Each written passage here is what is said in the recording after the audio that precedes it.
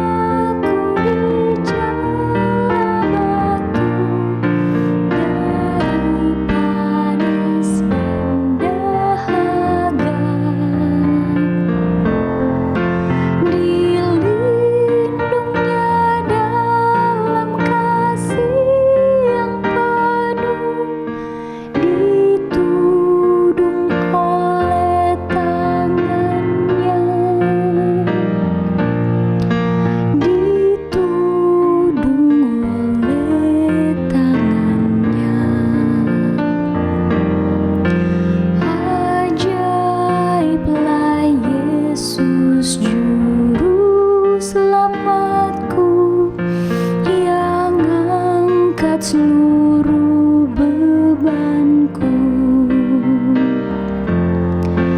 Didirikannya aku tetap teguh sepanjang umur hidupku.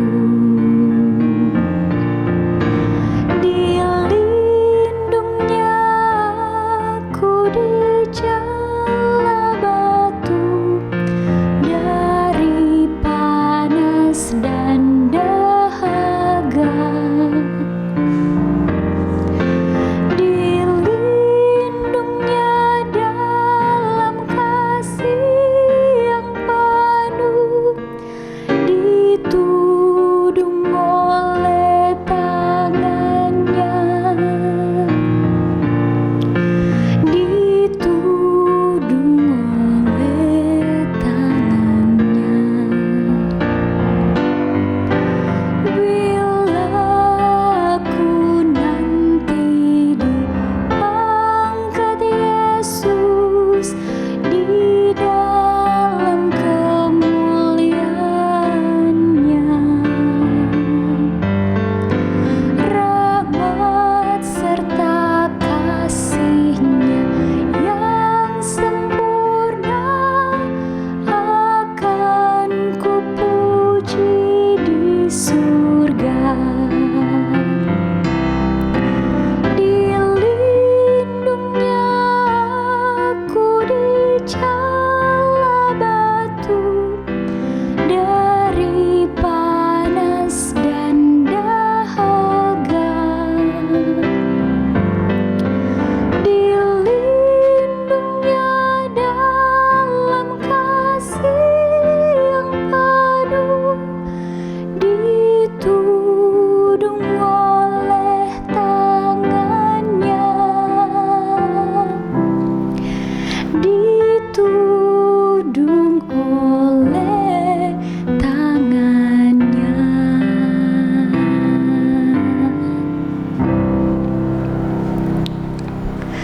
Terpujilah Tuhan, karena Tuhanlah yang menudung kita. Dengan tangannya Ia melindungi kita dari bahaya. Amin. Topik kita hari ini adalah masker tahan api. Bukan sembarang masker. Masker ini tidak biasa. Masker seperti apakah ini? Pernahkah Anda menderita atau dianiaya oleh karena mempertahankan iman Anda? Sejarah mencatat kisah tentang seorang rasul yang bernama Rasul Yohanes. Pada pemerintahan Kaisar Domitian, kaisar ini dan orang-orang yang tidak mau menerima kesaksian tentang Injil, mereka ini mau menganiaya Rasul Yohanes. Mereka tidak mau menerima tentang Injil Yesus. Kaisar Domitian ini tidak suka dengan Rasul Yohanes. Akhirnya dia memerintahkan agar supaya Rasul Yohanes digoreng. Saudara dapat bayangkan bagaimana ketika lengan Anda terkena minyak panas.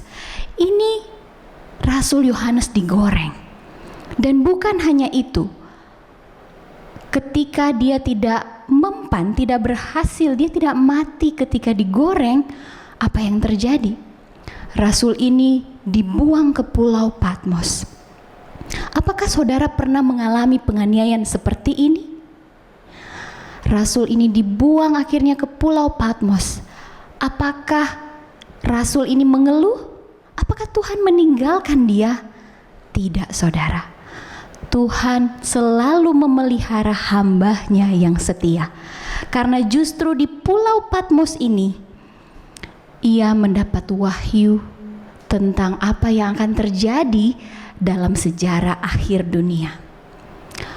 Rasul Yohanes dianiaya oleh karena mempertahankan kebenaran, mempertahankan imannya.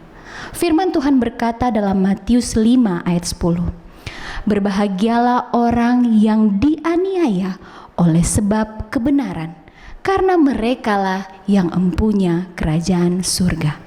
Iman orang saleh. Mari kita nyanyikan lagu Sion nomor 236.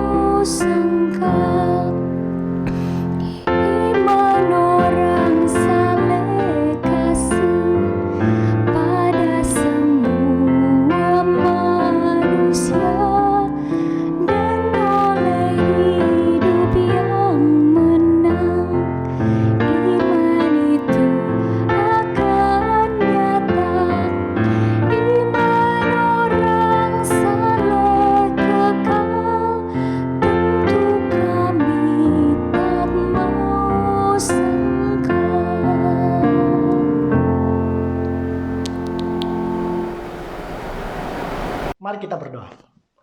Bapa surga, terima kasih Tuhan beserta dengan kami. Sebentar lagi kami akan mendengarkan firman Tuhan. Kiranya firman Tuhan yang akan dibawakan oleh Evangelis Andi Putra akan menjadi roti yang hidup, yang akan membangkitkan keinginan kami untuk lebih banyak belajar firman Tuhan dan untuk lebih banyak mengenal Engkau. Biarlah Tuhan, hati kami disiapkan untuk menerima akan firman-Mu. Di dalam nama Tuhan Yesus kami berdoa. Amin. Salam sahabat hidup sehat. Seminar kesehatan dan pola hidup ini dipersembahkan oleh hidupsehat.org, CMC Jakarta, dan Cancer Support Center. Shalom Bapak Ibu sekalian, salam sehat. Kita bertemu kembali di dalam acara KKR Allah Peduli. Dan pada acara seminar kesehatan kali ini saya akan bercerita tentang sahabat kecilku di usus. Saat ini kita sedang berada dalam pandemi COVID-19. Apa yang harus kita lakukan agar kita tidak tertular? Yang pertama adalah jaga jarak, cuci tangan, dan gunakan masker. Tapi bagaimana kalau kita terkena COVID-19? Apa yang harus kita lakukan? Satu-satunya adalah bagaimana cara kita meningkatkan sistem kekebalan tubuh kita. Bagaimana meningkatkan imunitas kita agar kalaupun kita terkena, kita akan memiliki gejala yang ringan dan kita bisa selamat. Tuhan telah memperlengkapi kita dengan berbagai sel-sel kekebalan tubuh. Ada di dalam tubuh kita natural killer cell, ada makrofag, neutrofil, limfosit, T suppressor, ada T sitotoksik, ada bermacam-macam limfosit di dalam tubuh kita. Banyak sekali sel darah putih yang semua adalah tentara tubuh kita. Dan mereka yang akan berperang untuk melawan berbagai infeksi virus atau bakteri. Hari ini saya ingin memperkenalkan bakteri-bakteri yang ada di dalam usus manusia. Usus kita memiliki banyak sekali pembuluh darah pada dindingnya. Di situ juga ada banyak serabut saraf. Ya, kita hari ini tidak akan membicarakan khusus mengenai saraf.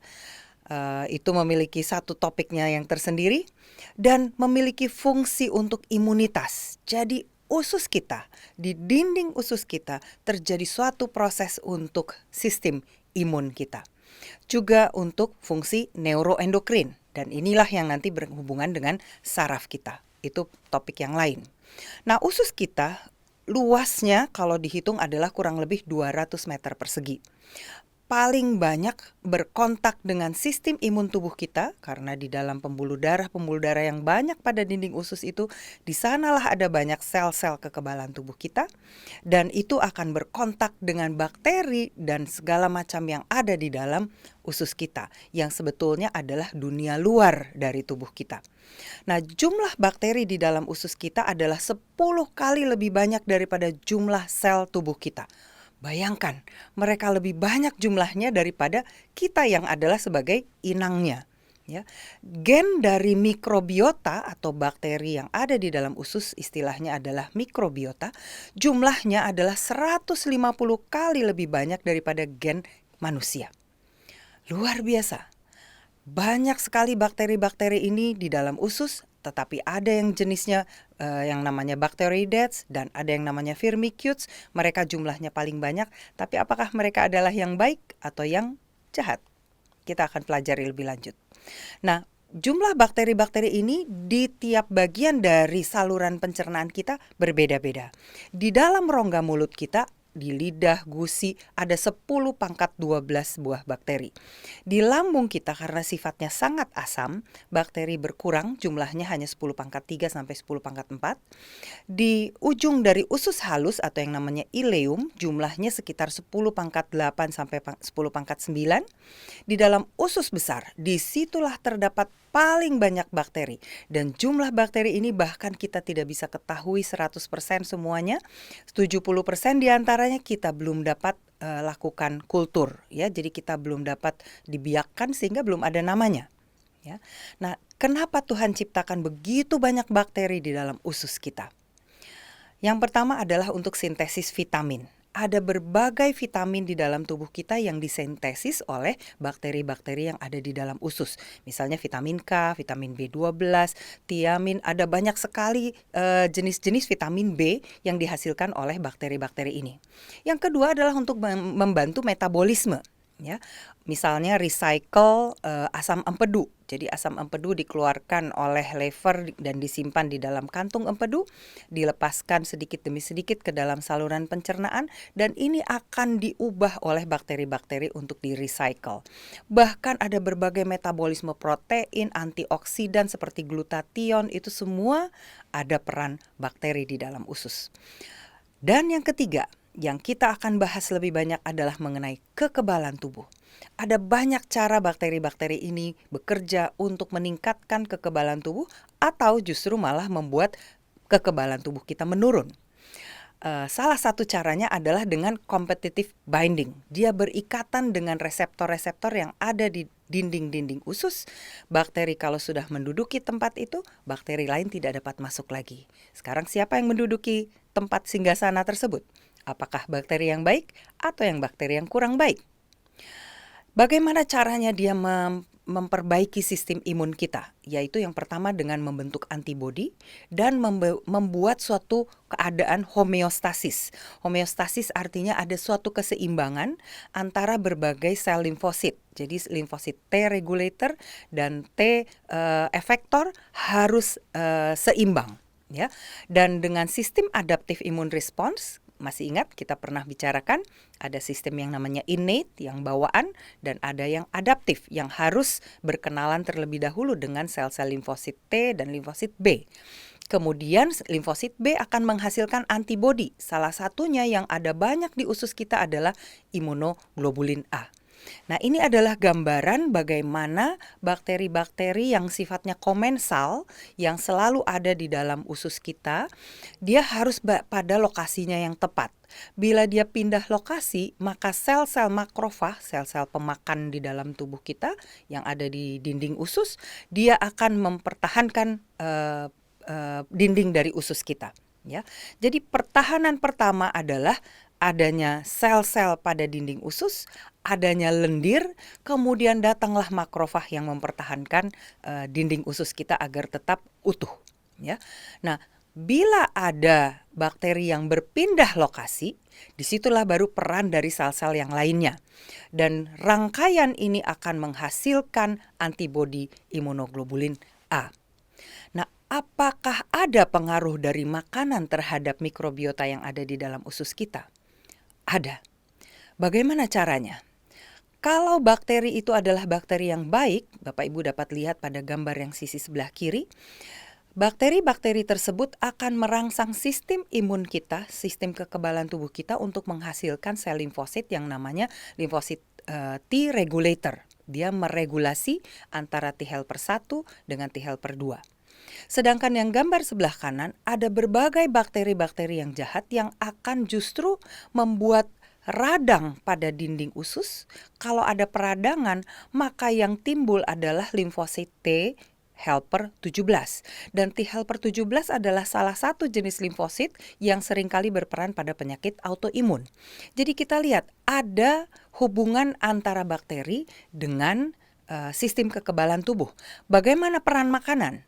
Makanan yang tinggi lemak dan protein hewani ternyata akan menumbuhkan bakteri yang golongannya Bacteroidetes. Bacteroidetes adalah salah satu jenis bakteri yang bisa memberikan efek peradangan pada dinding usus kita. Tetapi kalau kita mengkonsumsi karbohidrat yang kompleks seperti nasi, beras pecah kulit, kentang, ubi dan sebagainya, itu adalah semua jenisnya karbohidrat kompleks. Yang tumbuh adalah bakteri Prevotella species, Lactobacillus species. Ini adalah bakteri-bakteri yang baik yang akan membuat sistem kekebalan tubuh kita menjadi seimbang. Nah, ada satu penyakit yang namanya leaky gut syndrome. Mungkin Bapak Ibu pernah dengar. Apa yang dimaksud dengan leaky gut syndrome? Leak artinya bocor. Dinding usus kita terdiri atas satu lapis sel yang berikatan dengan sangat kuat satu dengan yang lain, ya, yang disebut sebagai tight junction. Tidak bisa ditembus seharusnya. Tetapi pada bakteri-bakteri yang jahat, dia mampu membuat lubang-lubang di antara sel-sel dinding usus kita sehingga terjadi kebocoran. Akibatnya terjadilah peradangan karena sel-sel bakteri dan arke dan virus tadi bisa membuat sistem kekebalan tubuh kita untuk merespon itu sebagai suatu benda asing sehingga dia akan menyebabkan terjadi inflamasi. Kalau inflamasi adanya hanya di usus, ya mungkin hanya kita sakit perut. Tetapi inflamasi itu bisa ke seluruh tubuh, bahkan ke otak kita, bisa tembus blood-brain barrier. Otak kita itu memiliki pembuluh darah yang sangat pandai, dia tidak mudah ditembus oleh apapun. Ya, tetapi zat radang yang dihasilkan akibat interaksi dengan bakteri-bakteri ini mampu menembus ke otak kita, melampaui dinding dari pembuluh darah di otak kita. Dan bahkan bisa terjadi penyakit-penyakit autoimun. Kemudian juga bisa terjadi gangguan penyerapan zat-zat gizi karena dinding ususnya rusak. Kalau dindingnya rusak, tentu kita akan menjadi tidak memiliki kecukupan gizi, ya, sehingga zat-zat gizi bisa kita kekurangan. Nah, juga akan terjadi penyakit-penyakit akibat permeabilitas yang meningkat pada usus, yaitu seperti penyakit inflammatory bowel disease, irritable bowel syndrome, dan celiac disease. Itu semua adalah penyakit-penyakit radang usus. Nah, ini para peneliti menemukan bahwa ternyata mereka menganjurkan bahwa harus diintensifkan penelitian-penelitian untuk menggunakan potensi dari mikrobiota ini yang bisa meningkatkan sistem imun terutama untuk melawan virus corona. Saat ini kita sedang berada pada pandemi COVID-19 dan mereka mengusulkan kita bisa meningkatkan sistem imun dengan menggunakan mikrobiota. Nah, peneliti lain juga menyebutkan hal yang sama. Mikrobiota di usus dapat mempengaruhi respon imun sehingga mempengaruhi perkembangan penyakit COVID-19.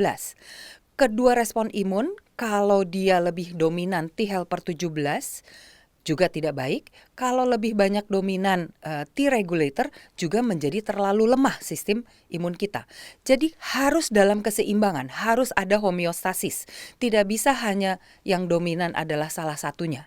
Karena kalau salah satu yang dominan, Misalnya T helper 17 yang dominan, maka kita akan mengalami cytokine storm atau badai sitokin. Tetapi bila T regulatornya yang dominan, maka kita tidak ada respons inflamasi yang cukup sehingga juga bisa terjadi gangguan pada paru dan bisa menyebabkan kematian. Nah, anjuran dari para peneliti ini adalah kita perlu menggunakan berbagai makanan, zat-zat makanan yang bisa membuat imun kita lebih kuat. Baik bentuknya nanti ada probiotiknya, ada prebiotik atau simbiotik. Nah, tujuannya adalah untuk profilaksis, jadi mencegah pada orang tua, orang yang punya penyakit autoimun, penyakit penyerta komorbid seperti diabetes, darah tinggi, penyakit kardiovaskular, harus mendapatkan sejumlah yang cukup makanan, probiotik, dan prebiotik. Begitu juga dengan orang yang sudah terkena penyakit COVID. Mereka justru harus cepat diperkuat sistem imunnya dengan cara memberikan makanan-makanan yang spesifik, probiotik, prebiotik, dan simbiotik. Ya. Nah, peneliti lain menemukan bahwa orang yang terkena COVID, dinding ususnya dan bakteri-bakteri yang ada di dalam ususnya semuanya rusak. Dan kerusakan ini tidak bisa cepat diperbaiki. Walaupun dia sudah negatif, PCR sudah negatif, tetapi kerusakan bakteri di dalam ususnya menetap cukup lama sampai berbulan-bulan belum kembali kepada kondisi yang normal. Dan apa yang terjadi pada kondisi COVID? Kita lihat di sini, bakteri-bakteri ini akan membuat ACE2 reseptor jumlahnya bertambah. Kita tahu virus COVID itu menempel pada reseptor ACE2, ya, ACE2 reseptor. Jadi akan membuat virus COVID memiliki tempat untuk berikatan dengan sel-sel tubuh kita lebih banyak lagi karena dia masuk melalui ACE2 reseptor. Dan apa yang terjadi? Bakteri-bakteri golongan Clostridium, Coprobacillus, ini adalah bakteri-bakteri yang membuat penyakit COVID menjadi lebih berat. Jadi dari berbagai penelitian ini kita melihat ternyata infeksi COVID ada hubungannya dengan berbagai mikrobiota yang ada di usus kita dan sistem imun kita. Bagaimana kita harus memerangi virus ini kalau sistem imun kita tidak bekerja dengan maksimal. Peneliti yang lain juga mengatakan bahwa harus ada komunikasi dua arah dari ketiga faktor ini, yaitu makanan, mikrobiota, dan imunitas. Jadi makanan apa yang kita makan, misalnya makanan itu banyak mengandung vitamin D, vitamin A, bermacam-macam zat yang bisa membuat kita menjadi lebih kuat. Zat ini akan berkomunikasi dengan sistem imun, memperkuat sistem imun. Pada saat yang sama, sistem imun juga akan memperkenankan zat-zat gizi ini untuk diserap, absorptionnya menjadi meningkat. Ya, begitu juga dengan mikrobiota. Zat-zat gizi yang ada di dalam makanan akan membuat mikrobiota bertumbuh. Pada saat yang sama, mikrobiota juga akan menggunakan zat makanan itu dengan proses fermentasi dan seterusnya. Mikrobiota akan menghasilkan suatu zat yang namanya SCFA. Nanti kita masih akan bertemu dengan zat SCFA ini. Apa saja yang bisa membuat mikrobiota usus kita menjadi rusak selain infeksi COVID? Kalau motilitas saluran cerna kita tidak baik, maka mikrobiotanya yang tumbuh menjadi mikrobiota yang tidak baik. Karena terjadi proses yang lambat, yaitu GI tract transit time. Makanan yang kita makan masuk di lambung kemudian turun ke usus, dia membutuhkan waktu yang tertentu untuk sampai dia dibuang keluar. Kalau dia berlama-lama di dalam usus, maka akan terjadi proses pembusukan. Sehingga bakteri yang tumbuh, mikrobiota yang tumbuh adalah mikrobiota yang tidak sehat. Obat-obatan yang dikonsumsi, misalnya golongan antasida, itu adalah obat sakit mah, ya, obat sakit lambung. Itu juga akan membuat berbagai bakteri, berbagai mikroba di dalam usus kita mati. Antibiotik, apalagi namanya sudah antibiotik, pasti dia akan mematikan berbagai mikrobiota yang ada di dalam usus kita. Lalu NSAID, NSAID itu adalah obat-obat yang digunakan untuk menurunkan demam, menghilangkan rasa nyeri, sakit kepala, dan sebagainya. Ini juga akan membuat bakteri-bakteri ini berkurang jumlahnya, khususnya bakteri yang baik. Dan tentu saja alkohol dan rokok itu semua akan merusak bakteri-bakteri yang ada di dalam usus kita. Begitu juga kalau ada gangguan peredaran darah di usus dan penyakit ginjal yang sudah kronik, ya. Nah, kalau ada gangguan mikrobiota, maka gangguan pada dinding usus ini juga menyebabkan gangguan pencernaan. Nah, ini yang seringkali kita kenal inflammatory bowel disease, ya, kemudian celiac disease, dan ini semua bisa berakhir dengan berbagai penyakit autoimun seperti Hashimoto thyroiditis, itu adalah penyakit gondok yang disebabkan oleh autoimun, juga diabetes tipe 1. Jadi kita lihat rangkaiannya, betapa pentingnya mikrobiota yang ada di dalam usus kita. Nah, ini sebuah penelitian oleh para peneliti di Italia. Mereka mengumpulkan 153 orang, 51 orang adalah vegan, jadi hanya makan makanan sumber dari tanam-tanaman saja, tidak ada sumber hewani. Kemudian 51 vegetarian, mereka masih mengkonsumsi telur dan susu. Kemudian 51 orang omnivora, jadi mereka makan semua, makan makanan nabati maupun makanan hewani. Dan apa yang mereka temukan?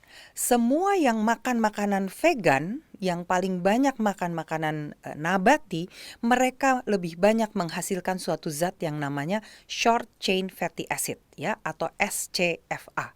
Nah, zat ini yang terdiri atas butirat, propionat, dan asetat, ini adalah metabolit atau hasil fermentasi yang dihasilkan oleh bakteri-bakteri yang baik. Jadi inilah yang akan membuat kita lebih sehat. Sedangkan yang banyak makan makanan hewani justru akan menghasilkan metabolit yang berbeda, yang namanya trimethylamine N-oxide atau TMAO. TMAO ini justru yang akan merusak sel-sel tubuh kita, bahkan membuat peradangan di dalam pembuluh darah, dan sering justru menyebabkan penyakit kardiovaskuler. Ya, orang sakit jantung ternyata penyebabnya adalah ini, zat TMAO ini. Jadi mikrobiota usus itu berbeda pada orang yang vegan, orang yang vegetarian, dan orang yang omnivora. Semakin banyak makanan nabati, maka kita akan mendapatkan semakin banyak serat. Dan serat-serat inilah yang menjadi sumber utama untuk tumbuhnya mikrobiota. Ini adalah beberapa peneliti yang lain yang mencoba membandingkan berbagai komunitas orang. Ada yang makanannya vegan, ada yang vegetarian dan sebagainya. Lalu mereka coba data bakteri-bakteri apa yang terdapat di sana. Dan yang saya highlight warna kuning adalah semua jenis bakteri-bakteri yang ada pada orang yang vegan. Dan bakterinya terlihat bahwa yang lebih banyak adalah golongan Prevotella. Peneliti lain juga meneliti, kalau dibandingkan antara yang makan makanan nabati, protein sumber nabati, misalnya kacang polong, ya, semua jenis polong-polongan, kacang merah, kacang kedelai, kacang hijau, dan sebagainya. Kalau kita lihat bakterinya, jenis bakterinya juga berbeda. Dia lebih banyak Bifidobacterium, Lactobacillus, dan zat metabolit yang dihasilkan SCFA. Sedangkan yang makannya animal protein, dia bisa hewan apa saja ya, bisa sapi, ayam, kambing, dan sebagainya ya, ikan, itu semua adalah golongan hewan. Jenis bakteri yang dihasilkan Bifidobacteriumnya justru sangat sedikit. Yang lebih banyak adalah golongan Bacteroides. Dan jenis metabolit yang dihasilkan TMAO, SCFA-nya hanya sangat sedikit. Dan lihatlah apa yang terjadi, penyakit kardiovaskular, CVD, dan inflammatory bowel disease. Jadi makanan kita harus lebih banyak mengandung kacang-kacangan, biji-bijian. Itu adalah sumber protein kita agar jenis bakteri yang tumbuh adalah bakteri yang sehat. Bifidobacterium, Lactobacillus, dan SCFA kita meningkat karena dapat memperbaiki dinding usus. Semakin banyak makan protein hewani, apalagi daging merah, maka TMAO yang akan dihasilkan. Bagaimana orang yang sekarang mengatakan kita kan mau cepat nurunin berat badan, kita mau makan yang low karbo atau no karbo, rendah karbohidrat tetapi tinggi protein. Apa yang terjadi? Tentu jumlah bakterinya yang baik akan berubah, akan jauh berkurang, dan produk yang tadi dihasilkan sebagai metabolit oleh bakteri-bakteri tersebut juga akan menurun. Jadi butiratnya hilang. Padahal butirat adalah salah satu zat yang anti peradangan, anti inflamasi. Ya. Nah, seorang peneliti, dia katakan, Russell dan kawan-kawan, walaupun penurunan berat badan akan terjadi cukup cepat dengan memakan hanya protein tanpa karbohidrat, jadi nggak makan nasi ya, nggak makan nasi, hanya makan protein saja. Betul, berat badan bisa turun. Tapi apa yang terjadi? Di dalam tubuh sebetulnya ada bahaya. Ada bahaya bagi kesehatan karena dia justru meradang inflamasi di dalam tubuhnya. Dia tidak memiliki zat butirat. Padahal butirat, propionat, dan asetat adalah 3 jenis zat SCFA, short chain fatty acid, yang kita butuhkan untuk memperkuat dinding usus kita. Dengan demikian sistem imun tubuh kita menjadi baik. Makanan-makanan barat, western diet, seperti kentang goreng, pizza, burger dan sebagainya, semua justru akan menyebabkan inflamasi, peradangan pada tubuh kita. Makanan-makanan Mediterranean dan makanan yang gluten free justru malah bisa mencegah terjadinya inflamasi. Nah, peneliti lain juga membuktikan bahwa SCFA di usus bukan hanya berada di usus, tetapi dia masuk ke dalam peredaran darah dan dia bisa melindungi tubuh kita. Dia meneliti pada tikus. Tikus diberikan konsumsi makanan yang tinggi serat yang dapat difermentasi oleh bakteri-bakteri di ususnya. Dan tikus ini terlindung dari berbagai penyakit alergi dan peradangan di saluran pernafasan. Jadi lihat, kegunaannya bukan hanya untuk di dalam usus, tetapi sampai di paru-paru, di seluruh saluran pernapasan, tikus itu menjadi lebih sehat. Lalu diberikan jenis makanannya spesifik yang golongan inulinnya tinggi. Inulin, nanti kita masih akan lihat apa saja makanan yang mengandung inulin. Ini akan membuat influenza yang diberikan kepada tikus cepat terkontrol. Jadi kalaupun diberikan virus, dia akan segera sembuh, tidak pernah menjadi berat. Ya. Dan tikus ini yang diberikan makanan yang berserat tinggi, hidupnya lebih lama. Fungsi paru-parunya dan elastisitas paru, jadi kapasitas paru untuk menyerap udara dan mengeluarkan udara menjadi lebih baik. Kerusakan jaringan dan kematian menjadi lebih rendah pada tikus-tikus tersebut. Ternyata mereka teliti bakteri di dalam ususnya, bakteri yang baik yang bertumbuh di sana. Zat butirat meningkat di dalam feses, tetapi kalau diperiksa di dalam darah, zat butirat yang tadi adalah salah satu SCFA juga meningkat. Dan kalau diperiksa limfositnya, sel-sel kekebalan tubuhnya, limfosit CD8, ini jumlahnya meningkat. Dan fungsi CD8 adalah untuk mematikan virus-virus, sehingga viral clearance-nya lebih cepat. Virusnya cepat habis dari tubuhnya kalau diberikan penyakit influenza.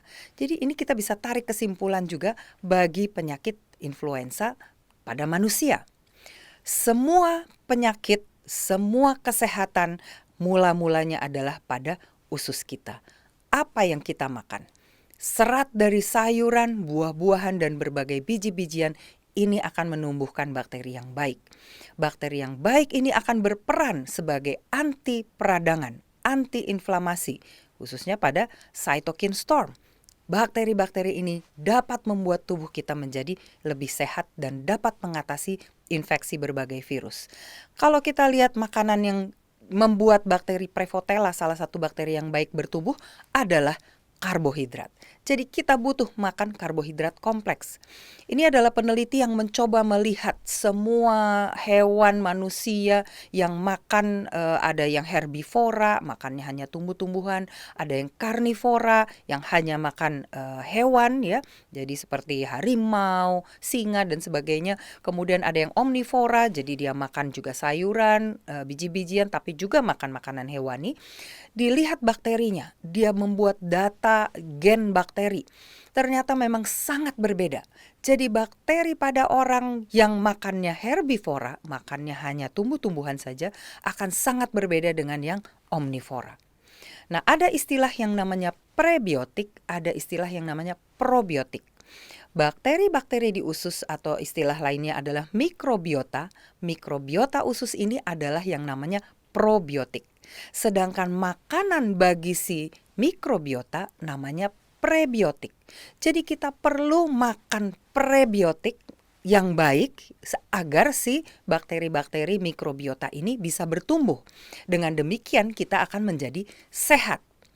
Kalau kita salah makan, lagi pergi ke pesta, lalu kita makan makanan yang goreng-goreng, makanan yang tidak sehat semuanya, apa yang terjadi dengan mikrobiota kita?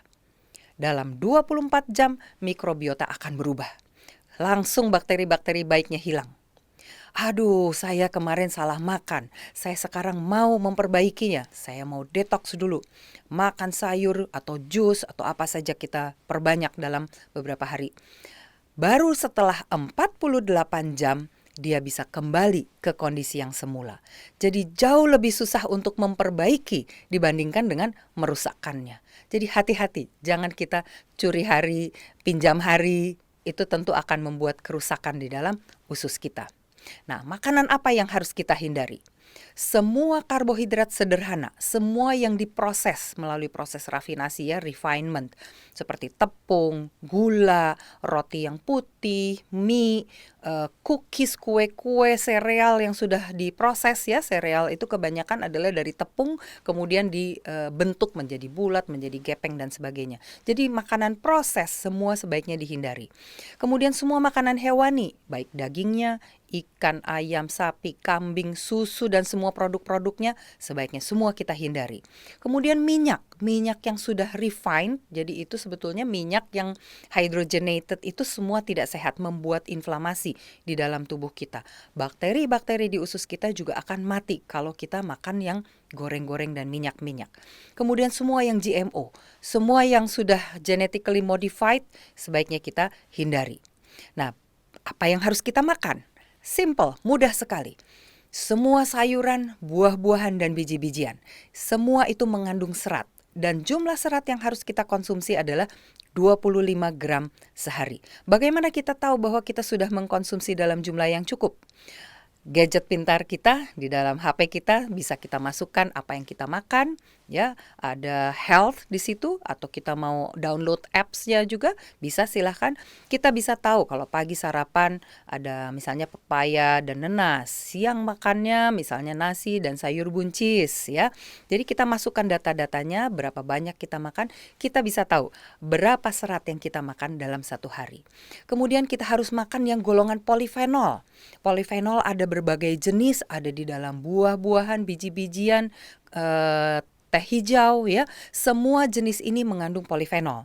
Lalu satu ingredients yang paling penting adalah kurkumin. Kurkumin itu adalah kunyit ya. Kunyit itu sifatnya antiinflamasi, sangat membuat inflamasi mereda. Ya, nah ini adalah salah satu penelitian yang membuktikan bahwa kunyit, ya, kurkumin bisa mengobati penyakit Alzheimer. Ya, dengan cara dia bisa menghilangkan kerusakan-kerusakan dengan cara mendisagregasi deposit-deposit yang ada di dalam otak pasien Alzheimer, kemudian membuangnya, rilisnya, membuang dari sirkulasi. Dan kurkumin ini akan meningkatkan kadar vitamin E di dalam darah kita. Jadi kurkumin ini bisa berguna bagi banyak penyakit dan termasuk untuk menghilangkan peradangan. Nah, makanan apa yang harus dikonsumsi agar kita memiliki mikrobiota yang sehat di dalam usus kita? Semua serat yang terlarut maupun yang tidak terlarut ada di buah-buahan, ada pada kol, selada, paprika, ya, semua sayuran yang cruciferous, jadi yang ada kerces-kercesnya ya, simple kita untuk mengetahuinya. Dan superfood bagi prebiotik ya, yang namanya inulin rich food. Nah, ini kita ketemu yang namanya inulin. Ada di mana? Ada di pisang, di daun bawang, bawang bombay, bawang putih, artichoke memang tidak ada di Indonesia, asparagus ada, bengkuang, lobak, wortel, itu semua sangat baik untuk menumbuhkan berbagai bakteri ini. Simple kan? Bawang kita bisa makan setiap hari. Pisang jangan yang matang, pisang yang masih agak mengkel sedikit. Ya. Kemudian zat pati yang resistant starch.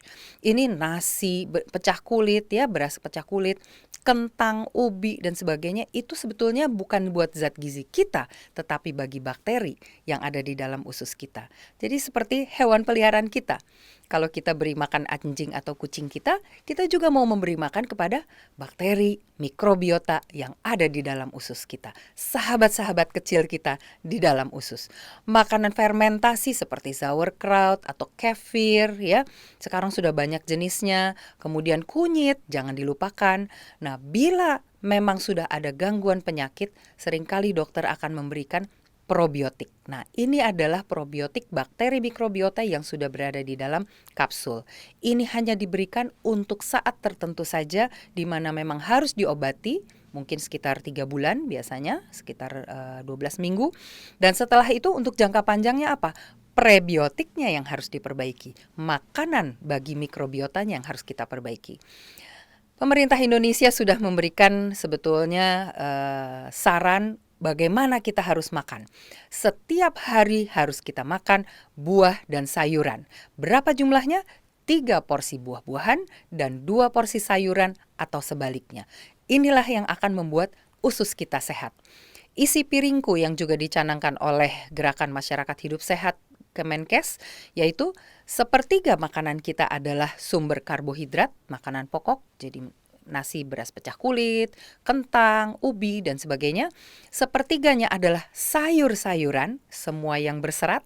Kemudian 1/3 yang ketiga dibagi 2, separuhnya adalah lauk pauk, protein, sebaiknya sumber proteinnya adalah nabati, bisa biji-bijian seperti kacang merah, kacang hijau, tempe, tahu, dan setengah dari 1/3 yang terakhir adalah buah-buahan.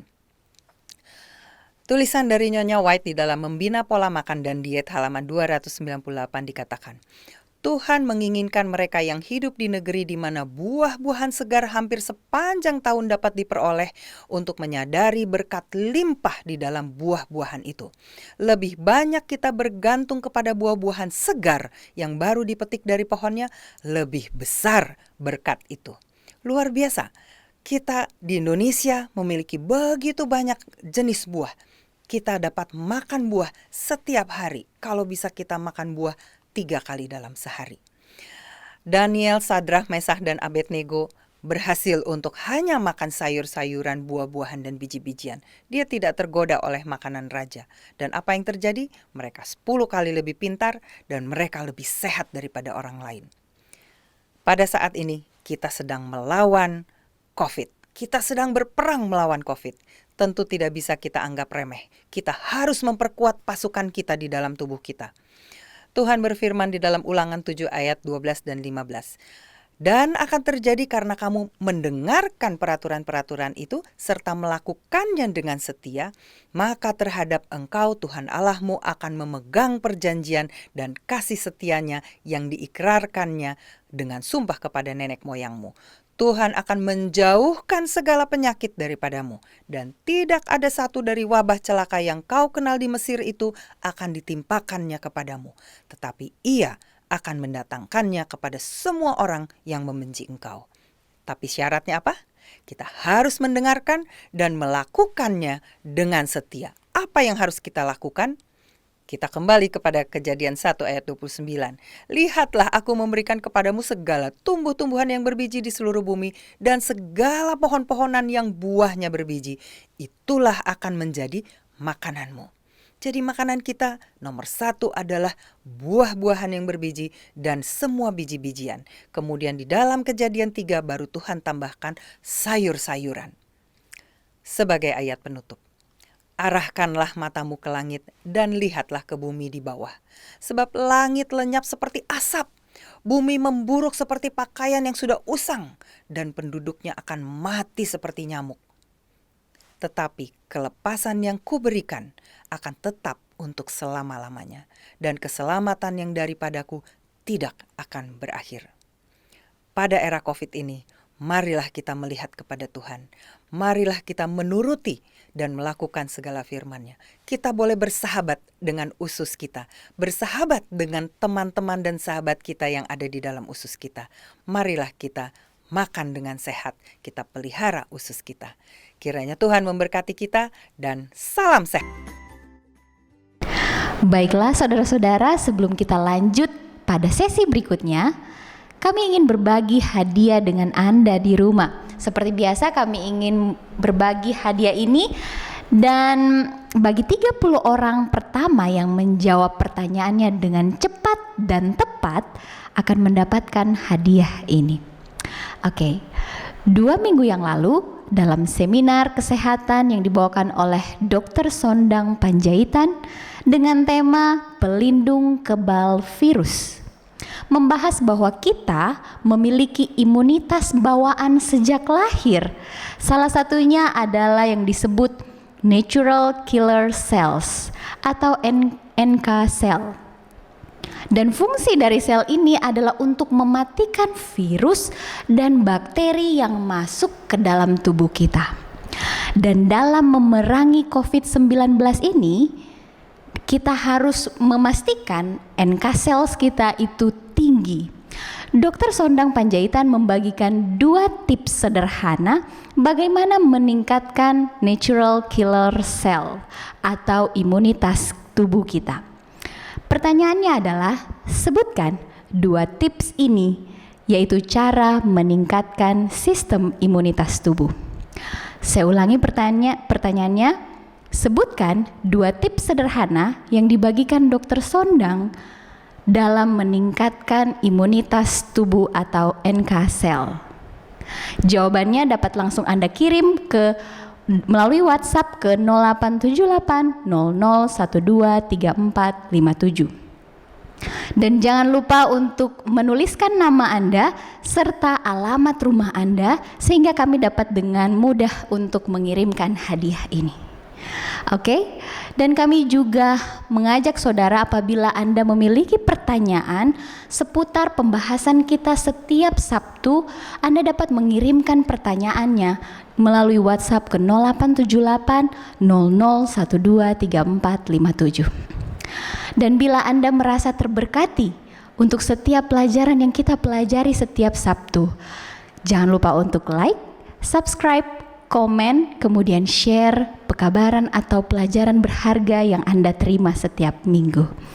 Kami juga mengundang saudara untuk mengikuti kelas belajar Alkitab secara online melalui Zoom, yaitu setiap hari Senin, Selasa, dan Kamis dengan tema besar Our Amazing God.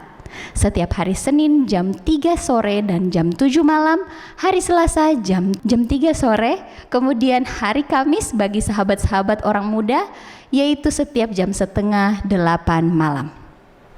Dan apabila Anda rindu untuk didoakan, kami juga mengajak Anda untuk mengirimkan permohonan doa saudara ke nomor 0878 0012 3457. Baiklah, pada saat ini mari kita siapkan hati kita untuk mengikuti acara berikutnya.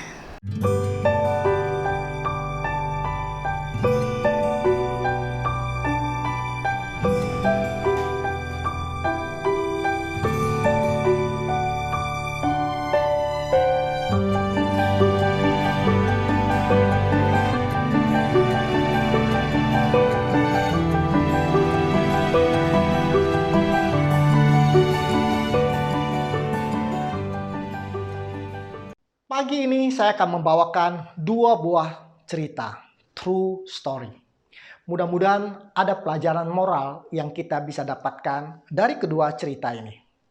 Cerita yang pertama terjadi di tahun 1930, di tengah-tengah resesi hebat yang melanda Amerika Serikat, dan di salah satu sudut termiskin di kota New York. Berlangsunglah sebuah pengadilan, persidangan untuk seorang ibu tua yang dituduh mencuri roti dari sebuah toko. Wanita tua itu dengan baju yang compang-camping dibawa masuk dan wajahnya terlihat sedih sambil menahan rasa malu. Lalu hakim bertanya kepada wanita tua itu, "Apakah benar ibu yang mencuri roti?"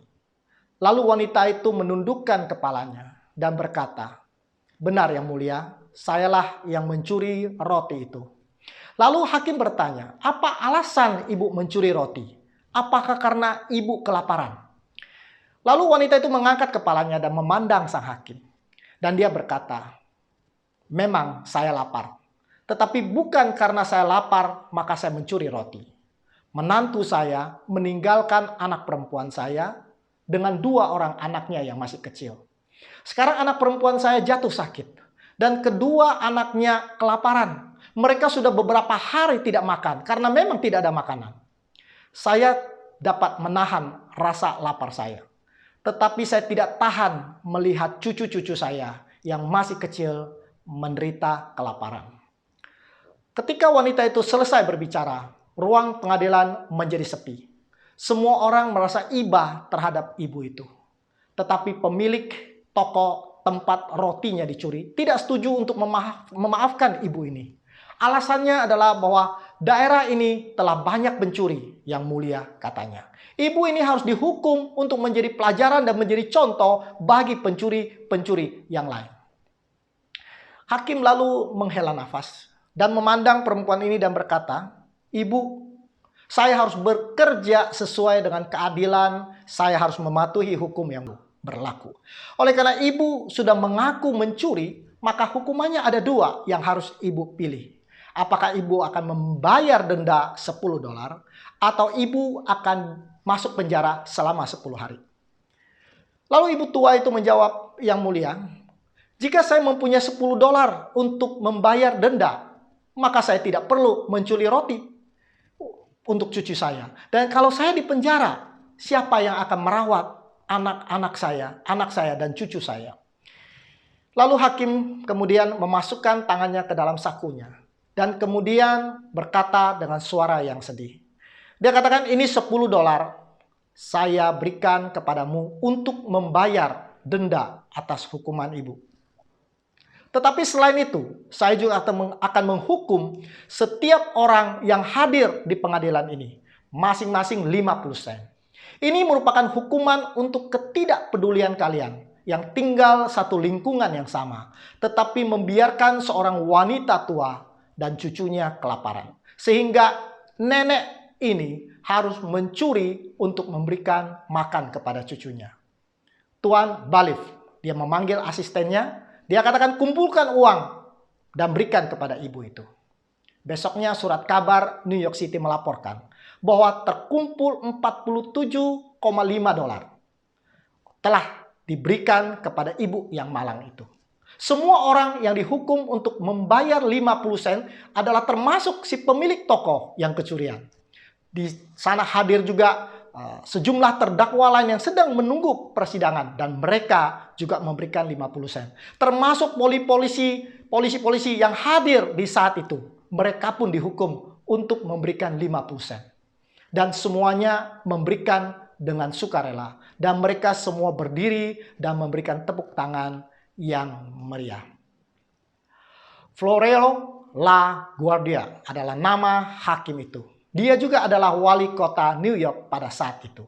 Dan dia mengajarkan sebuah pelajaran yang sangat penting di dalam hidup kita untuk peduli kepada mereka yang berkekurangan. Tuhan ingin kita merasa bertanggung jawab kepada mereka yang kekurangan di sekitar kita. Karena Tuhan telah memberikan kita kelebihan dibandingkan dengan mereka. Orang Yahudi rajin berpuasa. Mereka berpikir dengan berpuasa mereka bisa mengambil hati Tuhan. Mereka biasanya berpuasa 2 kali dalam 1 minggu. Mereka berpikir bahwa Tuhan akan senang ketika mereka menahan lapar. Tetapi Tuhan mengatakan di dalam kitab Yesaya pasal 58 ayat yang ke-6 berbunyi demikian. "Bukan, berpuasa yang kuhendaki ialah supaya engkau membuka belenggu-belenggu kelaliman dan melepaskan tali-tali kuk, supaya engkau memerdekakan orang yang teraniaya dan mematahkan setiap kuk, supaya engkau memecah rotimu bagi orang yang lapar dan membawa ke rumahmu orang yang miskin yang tidak punya rumah. Dan apabila engkau melihat orang telanjang, supaya engkau memberikan dia pakaian dan tidak menyembunyikan diri terhadap saudaramu sendiri." Ada pepatah mengatakan, kalau rumah bocor, jangan mengeluh. Bersyukur berarti kamu masih punya rumah. Karena masih banyak orang yang tidak memiliki rumah. Kalau makan malammu agak asin, jangan mengeluh. Bersyukurlah karena kita masih mempunyai makanan. Masih banyak orang yang kelaparan di saat kita makan. Bersyukur memang sesuatu yang baik. Tanda kita berterima kasih kepada Tuhan yang telah memberikan kita kecukupan. Tetapi tidak cukup sampai di sana. Kitab Yesaya yang tadi kita baca tadi dengan jelas, Tuhan juga ingin kita merasakan dan menolong mereka yang kurang beruntung. Saat kita merasakan nyaman di rumah, kita ingat kepada mereka yang mungkin harus tidur di pinggir jalan. Saat kita bisa makan enak di rumah, jangan kita lupa kepada mereka yang masih kelaparan. Dan Tuhan ingin kita melakukan sesuatu kepada mereka melalui berkat yang telah Dia curahkan di dalam hidup kita. Cerita yang kedua terjadi di tahun 1980. seorang anak yang bernama Trevor Farrell. Dia masih berusia 11 tahun dan dia tinggal bersama dengan orang tuanya di Philadelphia. Rumahnya besar, ada kolam renang, mereka hidup berkecukupan. Satu malam, Trevor menonton TV, memberitakan bagaimana orang-orang yang homeless, yang tidak punya rumah, tinggal di Philadelphia, kota di mana Trevor tinggal. Dan Trevor hampir tidak dapat mempercayai bahwa ada orang yang tidak memiliki rumah di kotanya di mana dia tinggal. Di Amerika Serikat. Dan harus tidur di jalanan pada saat musim dingin. Tanpa baju panas, tanpa selimut. Dia berpikir bahwa kemiskinan hanya ada di negara-negara mungkin Afrika atau mungkin di negara-negara miskin lainnya. Tetapi di Amerika. Lalu kemudian dia minta kepada orang tuanya untuk membawa dia naik mobil pada malam yang dingin itu ke pinggir kota Philadelphia untuk melihat dengan matanya sendiri orang-orang yang malang itu. Sampai di sana dia melihat orang-orang tua yang sedang kedinginan di pinggir jalan sambil menghangatkan diri lewat api yang membakar dari sebuah drum. Trevor kemudian turun dari mobilnya, lalu dia memberikan selimut miliknya sendiri dan bantalnya miliknya sendiri kepada satu orang tua yang tampak sangat kedinginan. Bapak itu kemudian melihat Trevor dan dia mengucapkan terima kasih. Wajah bapak itu tampak sangat bahagia dan sangat berterima kasih dengan pemberian yang telah Trevor berikan. Pulang dari tempat itu, Trevor begitu bersemangat, dia cari semua, dia bongkar semua selimut-selimut tua dia. Kemudian dia minta selimut-selimut bekas dari tetangga-tetangganya. Lalu setiap malam, dia dibawa oleh bapaknya dan ibunya berkeliling kota membagikan selimut-selimut kepada orang-orang yang tidak memiliki rumah, yang kedinginan, yang tidur di pinggir jalan. Apa yang dilakukan oleh Trevor kemudian menyita perhatian para wartawan. Mereka mulai meliput dan orang-orang mulai datang berbondong-bondong untuk menyumbangkan selimut kepada Trevor. Apa yang dilakukan oleh Trevor menampar penduduk-penduduk di Philadelphia. Mereka merasa malu oleh karena seorang anak yang berusia 11 tahun mempunyai perasaan berbelas kasihan. Sementara mereka sibuk dengan urusan mereka sendiri dan mereka tidak peduli kepada orang-orang yang tidak memiliki rumah itu. Tuhan ingin melatih kita untuk peduli. Tuhan ingin melatih kita untuk memberi. Matius 25 ayat 35 mengatakan, ketika aku lapar, kamu memberi aku makan. Ketika aku haus, kamu memberi aku minum. Ketika aku seorang asing, kamu memberi aku tumpangan. Ketika aku telanjang, kamu memberi aku pakaian. Ketika aku sakit, kamu melawat aku. Ketika aku di dalam penjara, kamu mengunjungi aku. Maka orang-orang benar itu menjawab dia, katanya Tuhan, bila manakah kamu melihat engkau lapar dan kami memberi engkau makan, atau haus dan kami memberi engkau minum? Bila manakah kami melihat engkau sebagai orang asing dan kami memberikan engkau tumpangan, atau telanjang dan kami memberikan engkau pakaian? Bila manakah kami melihat engkau sakit atau dalam penjara dan kami mengunjungi engkau? Dan raja itu akan menjawab kepada mereka, aku berkata kepadamu, sesungguhnya segala sesuatu yang kamu lakukan untuk salah satu daripada saudaraku yang paling hina, kamu telah melakukannya untuk aku. Kebahagiaan yang sejati seringkali tidak datang pada saat kita menerima, tetapi justru pada saat kita memberi. Tuhan memberkati kita semua dan mari kita belajar untuk memberi. Mari kita tunduk kepala dan berdoa. Bapa di surga, kami percaya bahwa Engkau adalah Tuhan yang memiliki segala sesuatu. Tuhanlah empunya langit dan bumi dan segala isinya.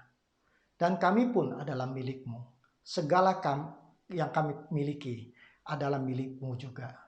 Tuhan, kami tahu Engkau mencurahkan berkat-Mu agar kami bisa menjadi saluran berkat bagi mereka yang kekurangan. Tuhan, ajari kami untuk berbelas kasihan. Tuhan, ajar kami untuk memberi.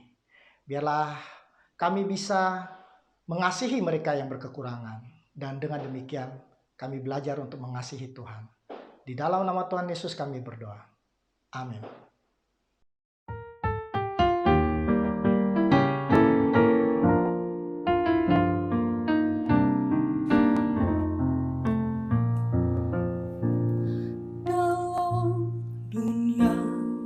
banyak karena pencobaan kita, kekuatan kita tak dapat binasakan dosa, tapi juru selamat kita besarlah kuasa-Nya. Bangunlah hai orang saleh, kenakan percaya, percaya yang menang, percaya yang menang. Ajaiblah percaya yang kalahkan dunia.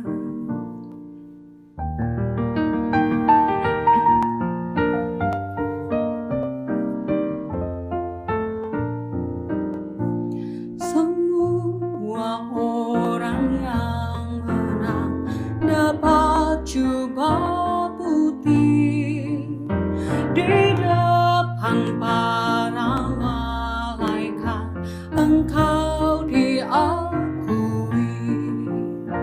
Nyalakanlah percayamu dan beranikan hati. Berharaplah pada Tuhan, baginya pujian. Percaya yang menang, percaya yang menang. Ajaiblah percaya yang kalahkan dunia. Percaya yang menang, percaya yang menang. Ajaiblah percaya yang kalahkan dunia.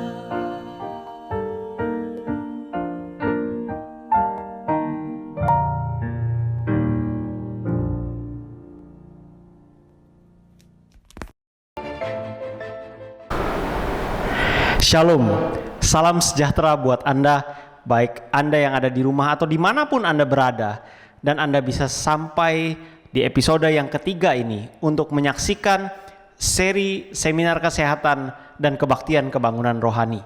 Jika Anda dapat menonton kami pada saat ini, kita harus mengucap syukur karena kita masih hidup sampai hari ini. Dan sebelum kita memasuki akan pelajaran kita, boleh ada baiknya Anda mempersiapkan Alkitab Anda dan buku catatan Anda supaya kita boleh sama-sama belajar. Kita belajar dari buku Daniel yang akan kita pelajari dengan lebih dekat, dan kita akan melihat apa saja firman Tuhan yang diberikan kepada kita pada kali ini. Kebanyakan dari kita memiliki suatu sosok yang sangat-sangat spesial di hati kita. Baik kita menyadarinya ataupun kadang-kadang kita tidak menyadarinya. Apakah Anda tahu siapa itu? Orangnya adalah diri kita sendiri. Dan diri kita sendiri ini memiliki suatu tempat yang sangat-sangat spesial dan istimewa di hati kita. Saya kasih contoh. Ketika kita bersama-sama dengan teman-teman kita mengambil foto bersama, dan setelah biasanya ketika kita sudah mengambil foto bersama, kita akan melihat hasil fotonya baik itu di handphone maupun di kamera digital. Pada saat kita melihat, orang pertama yang Anda lihat siapa? Pastilah diri kita sendiri. Lalu ketika kita mungkin ada satu acara dan kita saling berbagi kado, berbagi hadiah, maka tentu saja Anda biasanya seseorang akan memperhatikan apa yang dia dapatkan dan memperhatikan teman-temannya apa yang mereka dapatkan. Kalau cross kado dan ketika diri kita sendiri kita tidak dapat kado, biasanya kita sangat-sangat sedih. Tapi ketika kita mendapatkan door prize, kado yang paling bagus, kita akan sangat-sangat senang. Dan kita tidak pernah kita bertanya-tanya, kenapa orang tersebut tidak dapat? Kenapa saya dapat lebih baik? Jarang sekali kita bertanya hal yang seperti itu. Jadi ada banyak dari antara kita, diri kita sendiri itu mendapatkan tempat yang sangat spesial dalam diri kita. Dan ketika kita sudah hidup di dalam perjalanan hidup kita, ketika kita semakin dewasa, kita biasanya memiliki rencana-rencana, dan setiap orang memiliki pasti rencana yang terbaik. Baik itu di dalam pelajaran sekolah, ketika mereka sekolah, mereka akan merencanakan, oh saya akan sekolah, saya akan lulus, saya akan ambil ini, saya akan lebih pintar, lebih baik, nilai lebih bagus, dan lain sebagainya. Buat kita yang bekerja, oh saya mau karir saya akan lebih menanjak, saya akan lebih sukses. Buat Anda yang berbisnis, kita mau supaya bisnis kita akan semakin baik, dan segala sesuatu kita akan mau terus maju. Dan kita tidak suka bila mana rencana kita gagal, atau bahkan rencana kita bergeser daripada apa yang kita rencanakan, yang tidak sesuai dengan keinginan kita. Kita akan mencari cara untuk kembali kepada rencana awal kita. Pada hari ini, pada saat ini kita akan mempelajari, kita akan melihat suatu cerita tentang seseorang yang sangat-sangat mirip dengan apa yang tadi kita sudah bahas. Tetapi sebelum kita masuk dan kita membahasnya, mari sama-sama kita tunduk kepala dan kita berdoa. Bapa di dalam sorga, ketika kami datang hampir kepadamu Tuhan, kami sedang mau untuk belajar daripada firman-Mu. Berikan kepada kami Roh Kudus-Mu Tuhan, supaya kami boleh mengerti akan apa yang Engkau ingin ajarkan kepada kami. Dan bila mana kami sudah menerima akan firman-Mu Tuhan, biarlah itu boleh bertumbuh di dalam hati dan pikiran kami, membawa kami lebih hari, lebih dekat, dan lebih setia kepadamu Tuhan, dan bersiap untuk kedatangan Yesus yang kedua kali. Terima kasih Tuhan, inilah doa kami. Di dalam nama Yesus kami berdoa dan mengucap syukur. Amin. Pada episode yang lalu, kita sudah membahas mengenai Daniel pasal 2.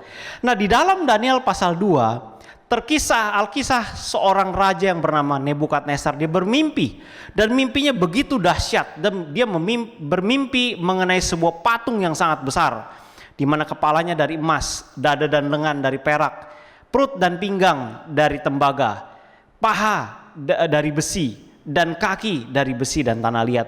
Dan kita sudah lihat ceritanya mengenai dia lupa akan mimpinya, dan dia tidak tahu apa arti mimpinya, sampai pada akhirnya Daniel datang dan menjelaskan apa mimpinya.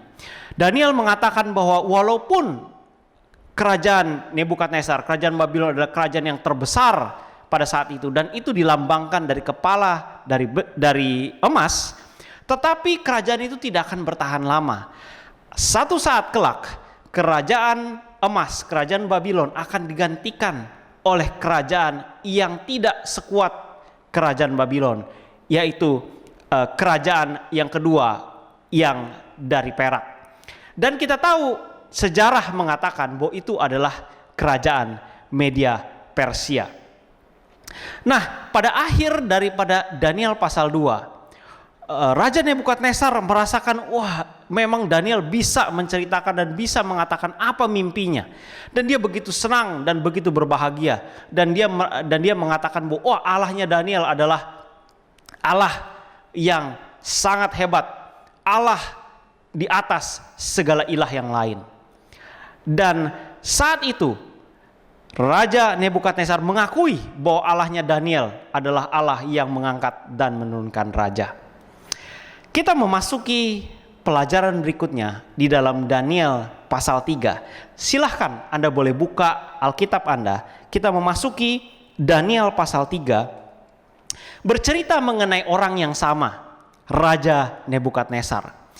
Pada saat ini, setting sudah sedikit berbeda. Settingnya terjadi beberapa tahun berlalu setelah terjadinya pasal kedua. Saat itu Nebukadnezar sedang berada di dalam masa-masa keemasannya, dan dia melihat Babylon yang begitu megah, Babylon yang dia bangun dan sangat kuat. Tapi sayangnya ada suatu hal yang terus-menerus terngiang-ngiang dan masuk di dalam pikirannya, yaitu apa yang dikatakan Daniel beberapa tahun yang lampau mengenai bahwa cerita akan patung tersebut, bahwa kerajaan Nebukadnezar, kerajaan Babylon tidak akan bertahan selama-lamanya. Dan itu mengganggu dia, dan dia tidak dapat menerima akan hal itu. Dia tidak dapat menerima kenyataan bahwa kerajaannya tidak akan bertahan selama-lamanya. Di awal pasal 3, ayat-ayat di dalam Alkitab, Daniel pasal 3 menceritakan bahwa Raja Nebukadnezar membangun patung tandingan. Mari kita baca di dalam Daniel pasal 3. Daniel pasal 3 ayat 1 sampai 3. Raja Nebukadnezar membuat sebuah patung emas yang tingginya 60 hasta dan lebarnya 6 hasta, yang didirikan di dataran Dura di wilayah Babel.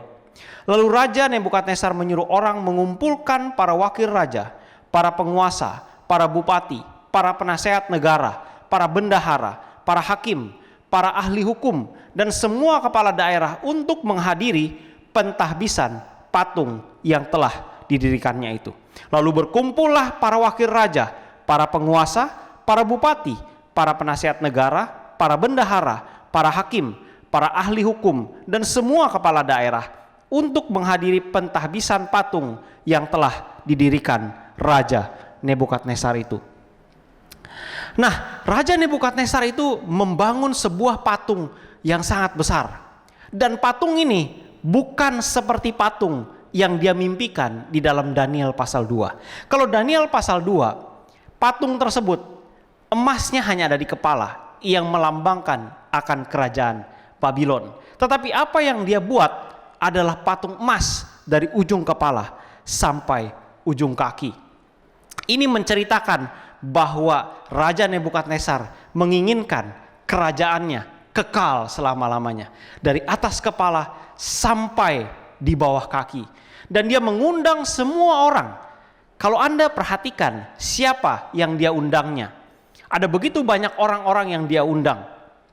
Dan yang dia undang bukanlah orang-orang sembarangan. Yang dia undang adalah raja-raja, orang-orang bangsawan, pemimpin negara, pemimpin militer, pemimpin ekonomi, pendidik, polisi, dan lain sebagainya. Dia tidak bisa menerima kenyataan bahwa kerajaan akan jatuh.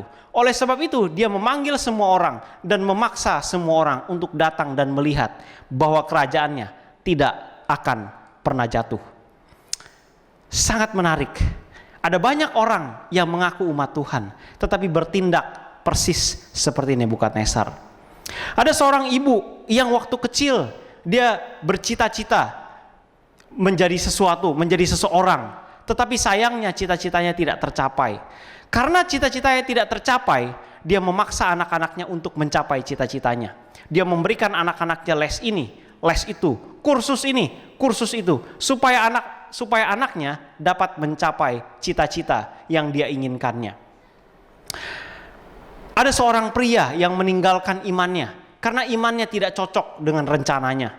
Dia merasa bahwa kalau saya tetap terus-menerus beriman kepada Tuhan yang saya sembah, maka sepertinya karirnya tidak akan sampai kemana-mana.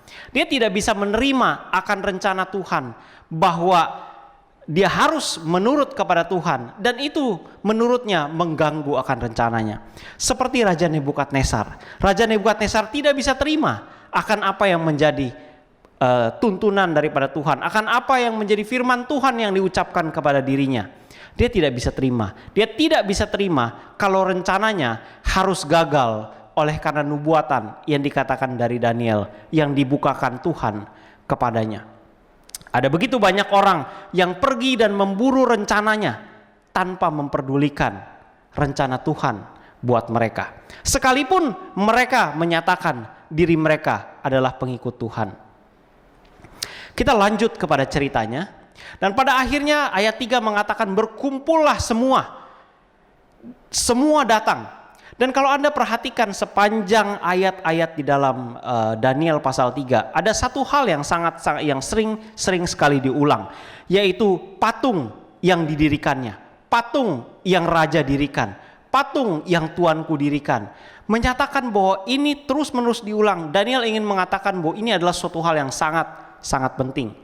Kalau Anda mempelajari Alkitab dan Anda melihat suatu istilah atau suatu kata yang sering diulang-ulang, perhatikan bahwa itu adalah sesuatu yang penting dan sesuatu hal yang kita perlu ketahui. Mengapa? Karena zaman dulu tidak ada cetak tebal, ya, tidak ada tanda kutip, ya. Jadi cara untuk menyatakan bahwa suatu hal yang sangat penting harus diulang-ulang. Nah, kembali lagi kepada cerita kita. Ketika semua orang berkumpul dan mereka datang sebenarnya bukan untuk menyembah. Masih ingat di dalam sepanjang ayat 1 sampai ayat 3 dikatakan ketika Raja Nebukadnezar mengundang mereka semua diundang untuk pentahbisan. Sesuatu yang dilakukan dalam hal kenegaraan. Ini merupakan acara politik, tetapi nantinya akan menjadi acara penyembahan. Mari kita lanjut. Kita lanjut di ayat 4. Dan berserulah seorang bentara dengan suara nyaring. Beginilah dititahkan kepadamu, hai orang-orang dari segala bangsa, suku bangsa, dan bahasa. Perhatikan ini, ketika semua orang sudah berkumpul untuk acara pentahbisan, sekarang acaranya berubah. Berserulah bentara dengan suara nyaring. Inilah yang dititahkan, ayat 4. Ayat 5. Demi kamu mendengar bunyi sangkakala, bunyi seruling, bunyi kecapi, bunyi rebab, gambus, serdam, dan berbagai jenis bunyi-bunyian, maka haruslah kamu sujud menyembah patung yang telah didirikan Raja Nebukadnezar itu. Siapa yang tidak sujud menyembah akan dicampakkan seketika itu juga ke dalam perapian yang menyala-nyala. Sebab itu demi segala bangsa mendengar bunyi sangkakala, seruling, kecapi, rebab, gambus, dan berbagai jenis bunyi-bunyian, maka sujudlah orang-orang dari segala bangsa, suku, bahasa, dan menyembah patung emas yang telah didirikan Raja Nebukadnezar itu. Kalau Anda perhatikan, ada dua hal yang diulang dua kali. Yang pertama adalah berbicara mengenai musik. Ya, musik, kalau ketika semua alat musik dibunyikan, ayo harus menyembah. Ada hal yang sangat-sangat menarik berbicara mengenai musik. Musik tidak pernah netral. Musik ada bisa untuk membawa Anda lebih dekat kepada Tuhan atau bisa membawa Anda lebih jauh kepada Tuhan. Ada banyak sekali yang kita bisa pelajari dari musik. Sayang sekali waktu kita tidak banyak. Tapi kalau Anda mau tahu lebih banyak, kalau Anda mau belajar lebih banyak sehubungan dengan musik, Anda boleh hubungi kami. Kita bisa belajar lebih lanjut Bible study atau pendalaman Alkitab sehubungan dengan musik. Dan kalau kita lanjutkan, ketika musik diperdengarkan, maka semua harus menyembah. Alkitab menggambarkan Nebukadnezar adalah seorang sosok yang sangat keras. Dia tidak mengenal Tuhan, dia adalah raja yang otoriter yang dapat mengatakan apa saja sesuai dengan apa yang dia kehendakinya.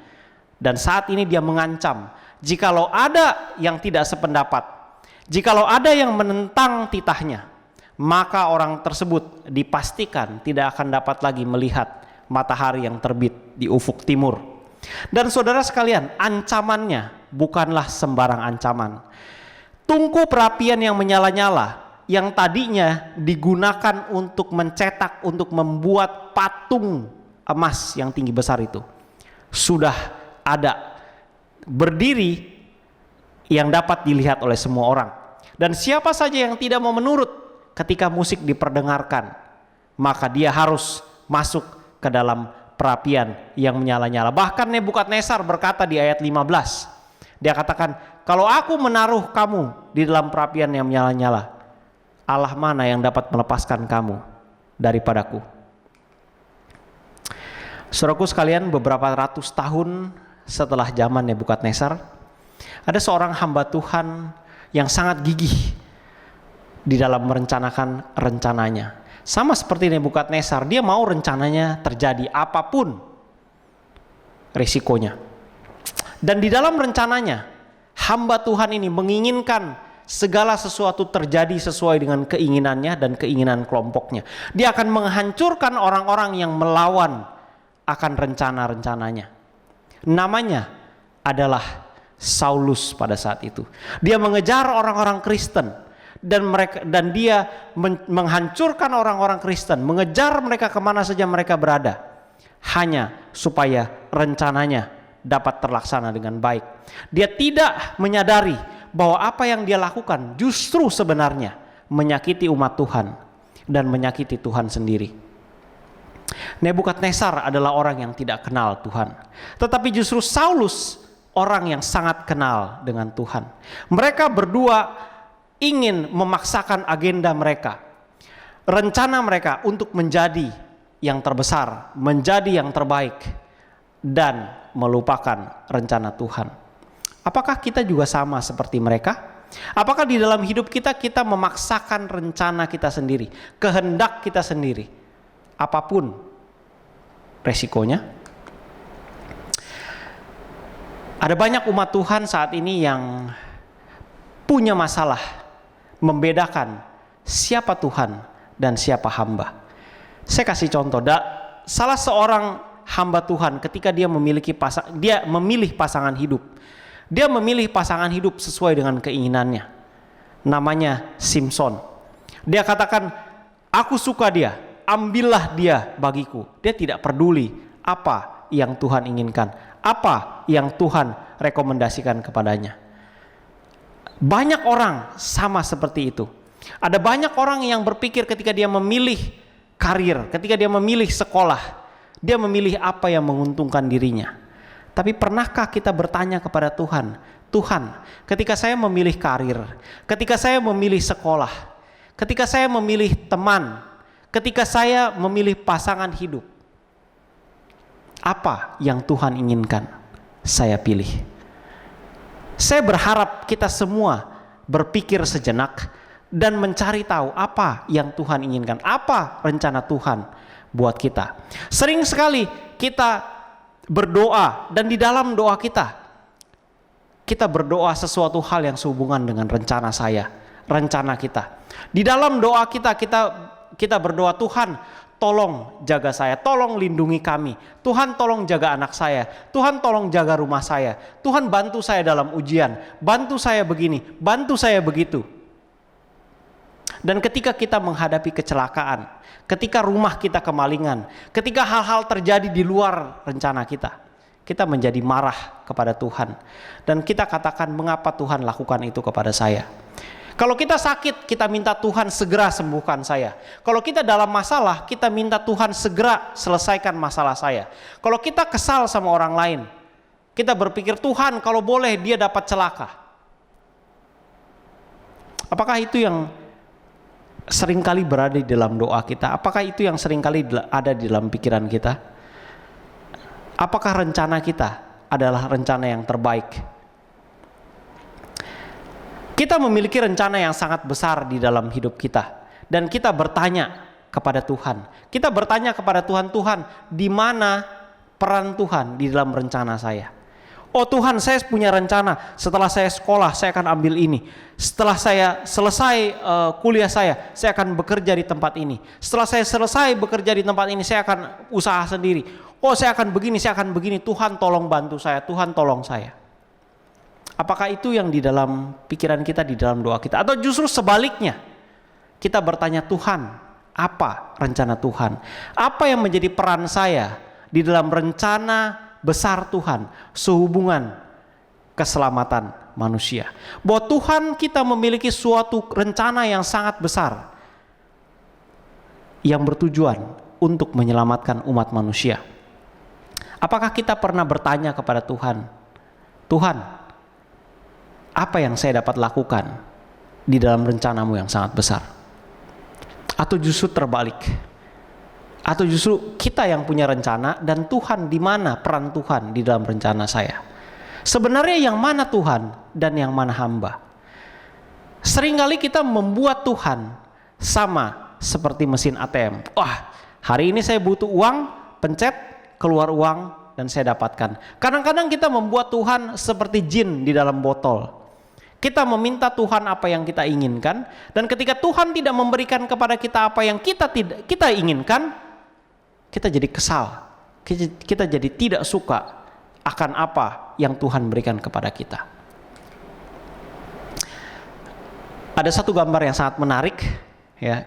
Inilah bedanya antara rencana kita dengan apa yang menjadi rencana Tuhan, ya. Kalau rencana kita kan mulus-mulus saja, tapi Tuhan memiliki rencana buat kita, wah, seperti roller coaster. Dan ketika kita ikut dengan rencana Tuhan, kadang-kadang hidup kita seperti roller coaster.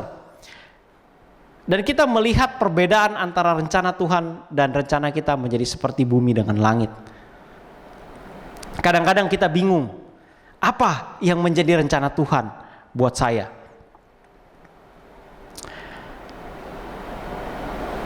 Kita akan lihat bagaimana kehidupan orang yang rencananya bergantung kepada Tuhan. Kebalikan daripada Nebukadnezar, kita akan melihat lanjutan cerita ini mengenai orang yang seluruh hidupnya, yang seluruh rencananya diserahkan kepada Tuhan. Kita akan lanjutkan ceritanya. Kita memasuki ayat 8. Mari kita buka Alkitab kita, Daniel pasal 3 ayat 8. Pada waktu itu juga tampillah beberapa orang Kasdim menuduh orang Yahudi. Berkatalah mereka kepada Raja Nebukadnezar, "Ya Raja, kekallah hidup tuanku. Tuanku Raja telah mengeluarkan titah bahwa setiap orang yang mendengar bunyi sangkakala, seruling, kecapi, rebab, gambus, serdam, dan berbagai jenis bunyi-bunyian harus sujud menyembah patung emas itu." Nah, kembali lagi diulang. Dan bahwa siapa yang tidak sujud menyembah akan dicampakkan ke dalam perapian yang menyala-nyala. Ada beberapa orang Yahudi yang kepada mereka telah Tuanku berikan pemerintahan atas wilayah Babel, yakni Sadrak, Mesak, dan Abednego. Orang-orang ini tidak mengindahkan titah Tuanku ya Raja. Mereka tidak memuja dewa Tuanku dan tidak menyembah patung emas yang telah Tuanku dirikan. Sesudah itu Nebukadnezar memerintahkan dengan marahnya dan geramnya dan membawa Sadrak, Mesak, dan Abednego menghadap. Setelah orang-orang itu dibawa menghadap kepada raja, berkatalah Nebukadnezar kepada mereka, "Apakah benar, hai Sadrak, Mesak, dan Abednego, bahwa kamu tidak memuja dewaku dan tidak menyembah patung emas yang kudirikan itu? Sekarang, jika kamu bersedia demi kamu mendengar bunyi sangkakala, seruling, kecapi, rebab, gambus, serdam, dan berbagai-bagai jenis bunyi-bunyian, sujudlah menyembah patung yang kubuat itu. Tapi jika kamu tidak menyembah, kamu akan dicampakkan seketika itu juga ke dalam perapian yang menyala-nyala. Dan dewa manakah yang dapat melepaskan kamu dari dalam tanganku?" Ini adalah ancaman daripada Nebukadnezar. Kalau kita baca ulang dan kita perhatikan, ada hal yang sangat-sangat menarik. Kita tahu bahwa yang dibawa oleh Nebukadnezar ke Babylon bukan hanya 3 orang Ibrani. Ada banyak sekali orang Ibrani yang dibawa. Tapi orang Babylon hanya merujuk, hanya mengangkat masalah 3 orang Ibrani ini. Merekalah yang hanya merekalah yang diserang. Apa poinnya? Poinnya adalah tidak semua yang mengaku umat Tuhan setia. Tidak semua orang yang dibawa ke Babylon, orang-orang Yahudi yang dibawa ke Babylon setia kepada Tuhannya. Hanya orang-orang yang berbeda. Hanya sesuatu yang dikatakan umat Tuhan yang sejati yang diserang oleh si jahat. Mereka lah yang diserang. Sebab apa? Sebab mereka berusaha untuk menurut kepada firman Tuhan. Tidak semua umat Tuhan adalah umat Tuhan yang setia. Tidak semua orang Kristen yang mengaku Tuhan atau yang berseru Tuhan, Tuhan akan masuk ke dalam kerajaan sorga. Tetapi hanya mereka yang melakukan kehendak Bapa. Itu terdapat di dalam Matius 7 ayat 21. Pertanyaan buat kita, jadi seperti apa umat Tuhan yang sejati itu? Kita akan melihat ayat selanjutnya. Kita lanjut ayat selanjutnya. Ayat 16. Lalu Sadrak, Mesak, dan Abednego menjawab Raja Nebukadnezar, "Tidak ada gunanya kami memberi jawab kepada Tuanku dalam hal ini. Jika Allah kami yang kami puja sanggup melepaskan kami, maka Ia akan melepaskan kami dari perapian yang menyala-nyala itu dan dari dalam tanganmu, ya Raja. Tetapi seandainya tidak, hendaklah tuanku mengetahui, ya raja, bahwa kami tidak akan memuja dewa tuanku dan tidak akan menyembah patung emas yang tuanku dirikan itu. Saudaraku yang terkasih dalam Tuhan, umat Tuhan yang sejati adalah umat Tuhan yang menurut kepada firman Tuhan apapun yang terjadi.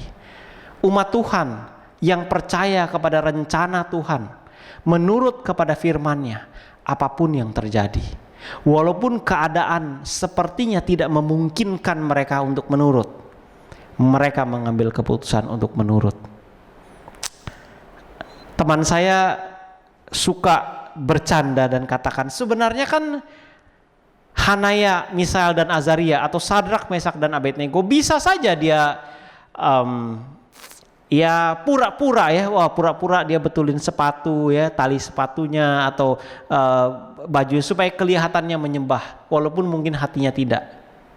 Saudaraku yang terkasih dalam Tuhan, harus ada perbedaan jelas di antara gelap dan terang. Harus ada perbedaan jelas di antara yang benar dan yang salah. Dan 3 orang Ibrani ini memperjelas perbedaan itu. Saya suka dengan apa yang ada di dalam Modern Translation. Modern Translation mengatakan seperti ini. Sadrak, Mesak dan Abednego menjawab kepada raja, "Ya Nebukadnezar, dalam hal ini kami tidak perlu memberikan jawaban kepadamu. Sesungguhnya Tuhan yang kami puja mampu melepaskan kami dari perapian yang menyala-nyala itu dan daripadamu, ya raja. Tetapi jika tidak, hendaklah engkau ketahui, ya raja, bahwa kami tidak akan memuja ilah-ilah atau menyembah patung yang telah engkau dirikan itu." Jawaban 3 orang pemuda Ibrani ini menunjukkan suatu iman yang saya katakan iman sekalipun tidak. Ia menunjukkan suatu kepercayaan penuh kepada Tuhannya. Sayang sekali banyak di antara kita memiliki iman yang saya katakan iman kalau, ya. Saya akan percaya sama Tuhan, saya akan setia sama Tuhan. Oh, kalau ekonomi keluarga saya membaik, tapi sekarang ekonomi keluarga lagi susah lah. Kita nggak perlu setia lah. Kadang-kadang kita perlu melakukan hal-hal yang kita perlu lakukan supaya kita bisa hidup. Nanti kalau kita sudah hidup lebih baik, saya akan bertobat, saya akan setia. Saya mau setia kalau saya sudah punya uang. Saya mau setia kalau Tuhan sembuhkan saya. Kalau Tuhan sembuhkan ayah saya. Kalau Tuhan sembuhkan ibu saya. Kalau Tuhan sembuhkan anak saya, baru saya akan setia. Tunjukkan dahulu, baru saya mau setia. Apakah kita seperti itu? Ketika seorang prajurit turun ke medan perang, dan dia ketika dia sampai di medan perang dan dia harus berperang melawan musuh, maka dia pada saat itu siap memberikan nyawanya untuk negaranya. Tidak ada kata kalau. Tidak ada kata kalau dia menang maka baru dia turun. Kalau mereka menang baru saya mau turun. Kalau saya nanti turun ke medan perang dan saya tidak luka, maka saya mau turun. Kalau saya turun ke medan perang dan saya tidak kena tembak, baru saya mau turun. Kalau nanti di medan perang tidak ada nyamuk, baru saya mau turun. Tidak ada kata kalau buat prajurit. Ketika dia turun ke medan perang, apapun hasilnya, mau menang mau kalah, mau dia pulang dengan sehat walafiat atau ketika dia pulang hanya tinggal nama, dia turun hanya oleh karena satu sebab, karena dia mencintai akan negaranya. Ketika seorang ibu memiliki anak, ketika seorang ibu mau melahirkan anaknya, maka dia akan menjaga hidup anaknya jauh melebihi hidup dirinya sendiri. Dia akan memastikan bahwa bayinya akan hidup berapapun harganya. Dan ketika persalinan ibu tersebut mengalami masalah dan harus sampai kepada suatu pilihan, apakah dokter harus menyelamatkan dirinya atau menyelamatkan bayinya, maka ibu itu tanpa ada rasa galau sedikit pun dia akan katakan, selamatkan anak saya. Mengapa? Karena dia mengasihi anaknya. Dan ketika seorang Kristen diperhadapkan kepada pilihan, apakah dia harus mengkhianati Tuhannya atau dia harus mati. Maka pilihannya adalah dia lebih baik mati. Sama seperti Saulus yang tadinya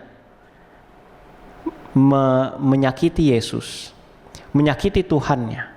Di akhir-akhir daripada hidupnya dia katakan, sebab hidup bagiku adalah Kristus dan mati adalah keuntungan. Dia lebih baik pergi mengabarkan akan kebenaran, apapun resikonya, walaupun dia harus berada di dalam kapal karam, walaupun dia harus hampir tenggelam, walaupun dia harus didera, diludahi, dimaki, dia mengabarkan itu oleh karena satu hal, karena dia mengasihi akan Tuhannya. Bagaimana kita bisa memunculkan iman sebesar Sadrak, Mesak, dan Abednego? Bagaimana kita bisa memiliki cinta yang sedemikian besar sehingga kita bisa berdiri di atas kebenaran walaupun langit runtuh? Ada satu lagu anak-anak yang sering sekali saya dengar dan mungkin Anda pernah dengar. Oh, how I love Jesus. Oh, how I love Jesus. Oh, how I love Jesus, because He first loved me. Mengapa kita mengasihi Tuhan? Karena Tuhan terlebih dahulu mengasihi kita.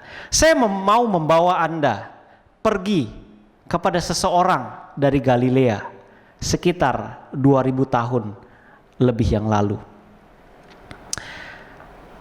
Dari surga yang sangat sempurna ia datang, sekalipun ia harus lahir di tempat makan hewan, di tempat yang sangat sederhana, dia datang. Dari hidup kekal ia datang, sekalipun ia harus menjadi manusia yang tidak kekal. Ia menyembuhkan 10 orang kusta, sekalipun hanya 1 yang kembali. Ia mencuci kaki murid-muridnya, sekalipun salah satu dari antara mereka mengkhianatinya. Ia berdoa untuk misi penyelamatan, untuk keselamatan seluruh dunia, sekalipun bahkan sahabat-sahabatnya sendiri tertidur dan tidak sanggup berjaga dan tidak ada yang menemaninya. Ia mau datang ke kayu salib sekalipun ia dihina. Ia mau datang ke kayu salib sekalipun ia ditelanjangi. Sekalipun ia kehilangan segala-galanya. Bahkan sekalipun pengorbanannya di atas kayu salib ditolak oleh orang yang ingin dia selamatkan. Hanya oleh karena satu hal, karena dia mengasihi saudara dan saya, karena dia mati-matian sayang kepada kita. Dan rasa cintanya, rasa sayangnya kepada Anda dan saya jauh naik melebihi kematian. Saudaraku yang terkasih dalam Tuhan, kalau Anda memiliki 2 mobil misalnya, anggaplah Anda memiliki 2 mobil dan Anda memiliki yang satu mobil mewah, misalnya mobil BMW, dan yang satu mobil yang lebih sederhana, misalnya mobil Avanza misalnya. Dan ketika ada sahabat Anda mau datang kepada Anda dan meminjam sama Anda, pinjam mobil. Dan Anda oleh karena Anda, ya ini teman Anda, sahabat baik Anda mau meminjamkan dia mobil. Kira-kira kalau Anda pinjamkan dia mobil yang mana yang Anda pinjamkan? Avanza atau BMW? Saya yakin kita semua akan katakan yang kita pinjamkan adalah mobil Avanza. Kenapa? Karena nilainya lebih rendah dibandingkan mobil BMW. Kalau Allah di sorga, ketika dia harus memilih apakah Anda dan saya yang harus selamat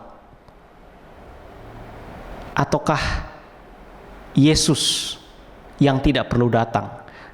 Saya balik pertanyaannya. Apa kalau Tuhan, kalau Allah boleh memilih, apakah dia harus kehilangan akan anaknya yang tunggal? Atau kehilangan saudara dan saya? Dan ketika dia menyerahkan anaknya yang tunggal untuk mati buat Anda dan saya, kira-kira kalau kita mau coba bandingkan dari kacamata manusia, yang mana sebenarnya yang dia lebih sayang?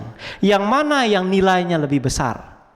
Anda dan saya atau anaknya yang paling dia kasihi?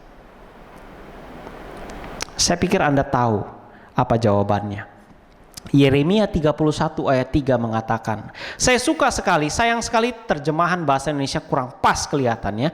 Saya suka sekali apa yang dituliskan oleh terjemahan King James. Dia katakan, I have loved thee with an everlasting love. Aku mengasihi engkau dengan kasih yang kekal. Therefore, oleh sebab itu, with a loving kindness have I drawn thee. Dengan kasih sayang aku akan menarik engkau kepadaku. Saudaraku yang terkasih dalam Tuhan, Tuhan datang kepada kita bukan hanya untuk memaksa kita supaya menurut kepadanya dan membuat kita mengasihi dia. Tidak, saudara. Tuhan datang kepada kita dan menunjukkan kasih-Nya yang begitu besar, supaya dengan kasih-Nya yang begitu besar yang dia tunjukkan buat kita, kita akan merasakan kasih itu dan kita akan mengasihi dia kembali.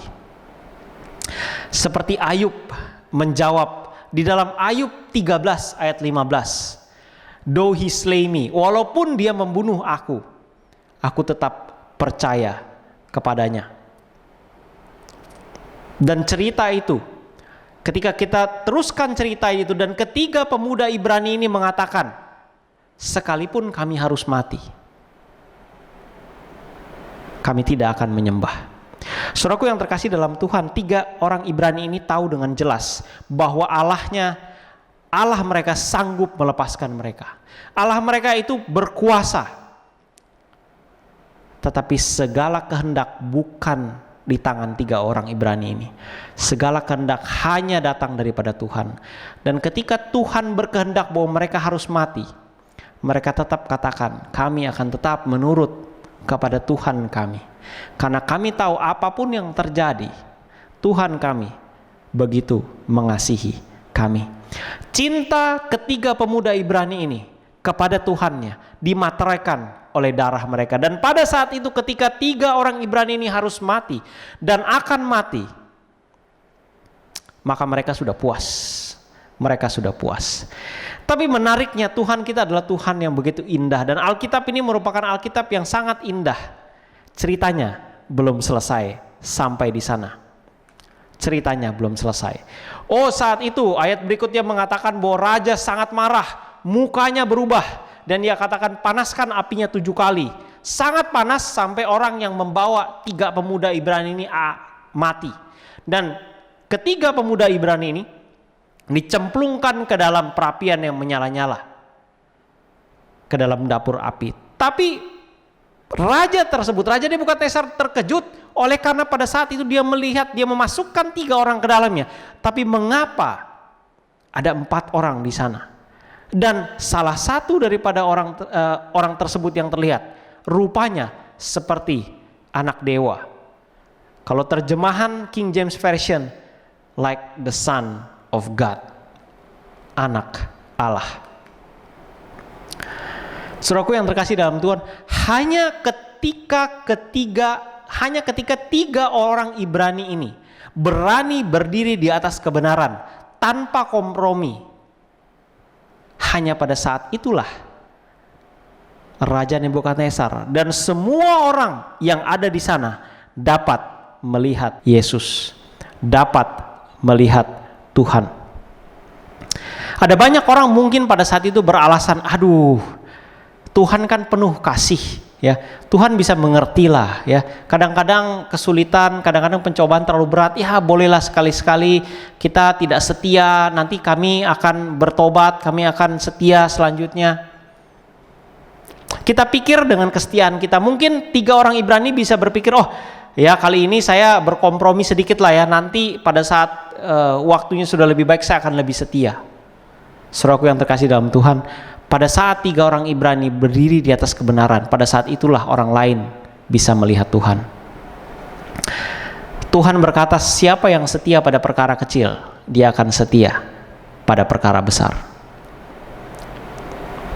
Ketika pemuda Ibrani ini, dari semenjak mereka kecil, mereka setia, mereka diajarkan untuk menurut kepada Tuhan yang apapun yang terjadi. Rencana mereka adalah rencana Tuhan. Apa yang Tuhan inginkan, itu yang mereka lakukan. Apakah kita demikian? Apakah di dalam setiap keputusan kita, kita bertanya kepada Tuhan, Tuhan, apa ini yang Kau mau? Apa untungnya buat Tuhan kalau saya ambil pilihan ini? Apa untungnya buat Tuhan kalau saya ambil pendidikan ini? Apa untungnya buat Tuhan kalau saya ambil karir ini? Apakah karir ini menguntungkan buat saya pribadi atau menguntungkan buat Tuhan? Itu yang membedakan antara umat Tuhan yang sejati atau yang mengaku umat Tuhan. Sangat menarik ketika mereka masuk ke dalam perapian yang menyala-nyala ini, mereka tidak terbakar. Mereka sepertinya menggunakan masker tahan api, bukan hanya masker tahan api ya seperti judul kita, tetapi seperti mereka menggunakan pelindung tahan api, APD tahan api. Ibrani 12 ayat 29 mengatakan bahwa Tuhan Allah kita adalah api yang menghanguskan. Ketika mereka setia, mereka dapat berdiri di hadapan api yang menghanguskan itu. Dan api yang menghanguskan itu, api daripada Tuhan itu jauh lebih panas daripada api yang kita lihat di dunia ini. Saudaraku yang terkasih dalam Tuhan, iman mereka membuat mereka dapat hidup di dalam api, tetapi tidak terbakar. Dan ini sangat menarik. Kalau kita berpikir bahwa Tuhan kita adalah api yang menghanguskan, dan pada saat akhirnya ketika kita semua masuk ke dalam kerajaan sorga dan tinggal bersama-sama dengan Tuhan yang adalah api yang menghanguskan, bukankah kita harus tahan api? Bukankah kita harus menjadi manusia yang tahan api? Bukankah kita akan menggunakan masker tahan api, APD tahan api itu? Kita dapat hidup selama-lamanya di hadapan api yang menghanguskan itu, tetapi kita tidak terbakar. Saudaraku yang terkasih dalam Tuhan, ada banyak teori, ada banyak doktrin yang mengatakan bahwa neraka itu adalah api yang membakar manusia selama-lamanya. Itu tidak benar, saudara. Itu tidak benar. Sebab jika manusia dibakar di neraka selama-lamanya, maka ia harus hidup selama-lamanya. Maka ia harus hidup kekal dan bisa dibakar selama-lamanya. Tidak ada orang yang hidup kekal di neraka. Karena neraka itu akan selesai pada saat orang tersebut habis dibakar. Kalau Anda mau belajar lebih lanjut sehubungan dengan itu, Anda boleh hubungi kami dan kita belajar sama-sama sehubungan dengan apa kebenaran-kebenaran Alkitab berbicara mengenai neraka.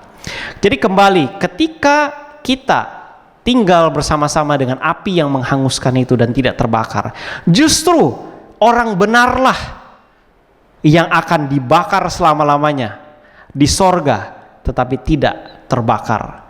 Mereka hidup kekal di sorga, hidup bersama dengan api yang menghanguskan itu, tetapi tidak terbakar. Saudaraku yang terkasih dalam Tuhan, apakah ini keinginan kita?